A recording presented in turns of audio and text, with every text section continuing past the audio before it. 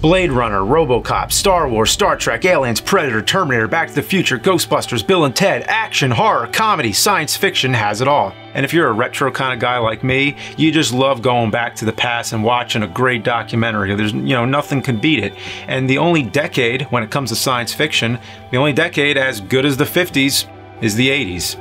The ultimate retrospective on 80s sci-fi, In Search of Tomorrow, is coming soon. It's the definitive 4-hour-plus documentary about 80s sci-fi. They have a stellar lineup of 40-plus A-list actors, directors, writers, composers, and effects artists. People like John Carpenter, Paul Verhoeven, and Ernie Hudson.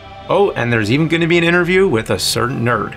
Their horror documentary, In Search of Darkness, is one of the highest-grossing independent documentaries, so I'm really looking forward to seeing what they do with this one. So if you're interested, please click the Kickstarter link in the description to help crowdfund the project. It's almost like thousands of mad scientists bringing a fantastical monster to life. For more information, head to 80sscifidoc.com. That's 80sscifidoc.com.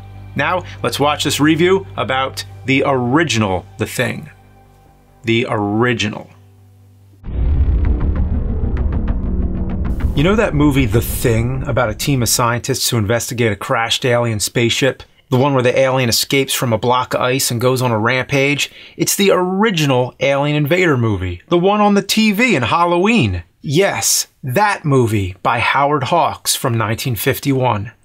Oh wait, you thought I meant the John Carpenter remake from 1982? No, I'm talking about the original. If you already knew that, that means you have good taste in classic movies, or you just know me very well. The Carpenter version is great too, but somehow it's become the automatic default whenever anyone says The Thing. It's just assumed, like, why on earth would you be talking about the original? When classics fade from history, that makes me very sad.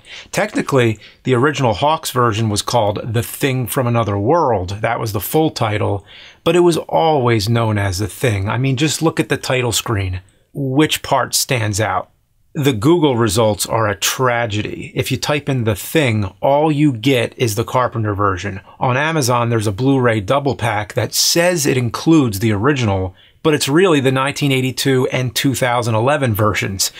When that 2011 version came out, that's when I realized how much of a problem this is, because everyone kept calling it The Thing Remake without knowing it was a remake of a remake. And if you prefer the Carpenter version over the original, that's totally acceptable. But lots of people don't even know the original exists or regard it as an insignificant footnote. Like, oh yeah, there was this old black and white version. Yeah, that old version that happened to be an all-time classic that created a whole genre and then got left for dead. It's ironic that Carpenter loved the original and was paying tribute to it, but accidentally wiped it from history. Somebody's got to save it. And that's what I'm trying to do here. Imagine if one of your favorite movies got remade and then nobody talks about the original anymore. It's bullshit. Just to give a little context, the original came out in a time when the topic of UFOs was becoming mainstream. It kicked off in 1947 with the Roswell incident, which was when a military balloon crashed in Roswell, New Mexico, and the newspaper ran a story that a flying saucer was captured. And during that time, people were wrapped up in rumors, conspiracy theories, and growing paranoia. When The Thing came out in 1951, it tapped into that fear. So it wasn't the first to establish the idea of flying saucers, nor was it the only movie to popularize the idea. The same year, they also made The Day the Earth Stood Still, but that one was about a friendly alien, whereas The Thing was hostile. In 1953, we had War of the Worlds, which was a major breakthrough in special effects and in depicting alien spaceships causing destruction, not to mention it was in full color. Then as you go into the mid-late 50s, you have Forbidden Planet, Earth versus the Flying Saucers, and Invasion of the Body Snatchers. They're all important in shaping the alien invader and space genre as we know it today. But when it comes to the hostile alien invader, the one that's trying to kill people, really The Thing was the first major one. The directing credit was given to Christian Nyby, but it's been reported that Howard Hawks, who had the producer's credit, was very hands-on, and it's widely considered to simply be a Howard Hawks movie. He didn't always do science fiction. He made westerns, film noir, and comedies. He dabbled in just about every genre. I guess you can call him the original Stanley Kubrick. The best word I could use to describe this movie is chilling. It delivers those good old-fashioned chills. I love the setting in the ice and snow, so there's always this sense of isolation. I love how it builds up to the discovery of the spacecraft. All they know is something unexplained crash landed. Nobody wants to jump to the conclusion that it's from outer space, but we all know where it's heading. When they go out onto the ice and find it underneath, they all gather around to determine the shape, and as I said before, flying saucers were already established. So as soon as you see them form a circle, it communicates that idea instantly. What a great reveal. Then they try to blow it out of the ice using bombs, but they accidentally destroy it, which is unpredictable and a rather humorous turn of events. And then they discover the alien body preserved in ice. They chip it out and bring it back to the base in a block. And here comes another one of those great chilling moments when the guy's watching over it and gets creeped out. I love the theremin music. It's such a product of its time, and you would never hear a movie get away with it today. We all know the thing escapes, but they do a really good job at keeping it off camera as much as possible. You don't see it very often, but there's always the sense that it's lurking around somewhere, and when you do see it, those moments really stand out. When they light it on fire, that's a really good eye-catching moment because it's not that often in 1950s movies you see fire stunts like that. It's not much of a body count movie. Such a thing wasn't really established yet, so I can see why modern slasher fans might not really be into it. You gotta be in a classic mood. There's a scientist who wants to stop the others from killing the thing so he could study it, so that's the biggest conflict the characters don't agree on, which keeps the plot interesting. We've thought our way into nature. We've split the atom. Yes, and that sure made the world happy, didn't it? And the last goosebump moment is the closing line, the warning. Watch the skies, everywhere. Keep looking. Keep watching the skies. I think it's one of the greatest movie lines ever. Watch the skies. I'm sure you heard it referenced somewhere. I know it's used on the theater marquee in Gremlins and was also the working title for Spielberg's Close Encounters. So if Gremlins was actually referencing Close Encounters was referencing The Thing. Mixed with the chills is good humor. That thing's alive, sir. I saw it. I shot at it. I hit it. I know it. Nothing. Howard Hawks made a lot of comedies like Bringing Up Baby and His Girl Friday, so he had a knack for directing funny dialogue. Why don't you say the number of that bulletin was? 629-49, item 6700, extract 75,131. Oh, that one. Now, the best thing about the dialogue in this movie is that it overlaps. And I'm sending a story, That's Captain. from our ship, Scotty. Where do you want these bombs, sir? One over there by the stabilizer. Characters will always interrupt each other, or there'd be two separate conversations happening within the same scene. It feels natural. That's how people really talk. But for editing a film, that makes it a total nightmare. Typically, movies stay away from that. It was especially uncommon back then, so big points for the overlapping dialogue. That makes the funny parts funnier because it never seems like, hey, pause for the joke now. It's always downplayed. Many parts I never really noticed the humor until after several watches.